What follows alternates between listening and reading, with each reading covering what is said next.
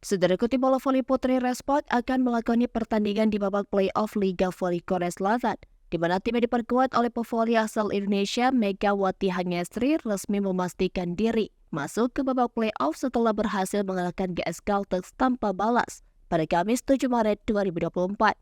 Respect kini aman berada di peringkat ketiga klasmen dengan total koleksi 61 poin dari 34 pertandingan di fase reguler.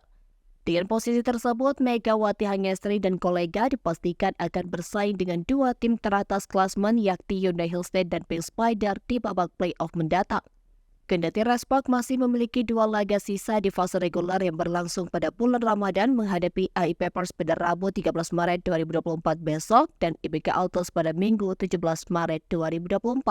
Namun dua laga tersebut tak akan mempengaruhi posisi Respect yang sudah finish di peringkat ketiga, di mana apapun hasil dari dua pertandingan tersebut, Megawati Hangestri CS akan melakoni laga playoff. Sementara itu, babak playoff Liga Voli Korea Selatan 2023-2024 akan berlangsung selama bulan Ramadan.